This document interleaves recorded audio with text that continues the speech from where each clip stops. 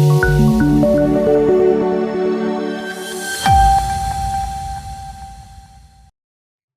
દર્શક મિત્રો, સમાચારની વાત કરવામાં આવે તો માંગરોળ વિસ્તારમાં દરિયાઈ રેતી ચોરીના કાળા બજાર સામે તંત્રએ આ કાળા કામ કર્યા હોય તેમ જોવા મળ્યું।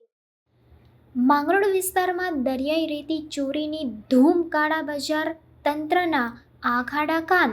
1500 રૂપિયામાં રેતીની રિક્ષા, 8 થી 9 હજારમાં ટ્રેક્ટર અને બોલેરો માટે ફોન કરો અને તમારા એડ્રેસ ઉપર રેતી મંગાવો। આ વાહન ચાલકો રેતી દલાલો ઓફિસર સાથે સાંઠગાંઠ ધરાવી મોટા પ્રમાણમાં રેતીની ચોરી થઈ રહી છે અને આમાં ડિપાર્ટમેન્ટના જ અમુક લોકો સામેલ હોય છે તેવી પણ ચર્ચાઓ સંભળાઈ રહી છે। પોતાના વાહનો કે સાંઠગાંઠવાળા વાહનો ચાલે તો કોઈ વાંધો નથી, અન્ય કોઈ ભરે તો તેની ઉપર કાર્યવાહી કરવામાં આવે છે। તો શું આ જે વાહનો રેતી ચોરીનો હફતા સિસ્ટમ છે કે શું, તે તપાસ જરૂરી છે। તપાસ દરમિયાન સત્ય હકીકત બહાર આવશે તેમ મનાઈ રહ્યું છે।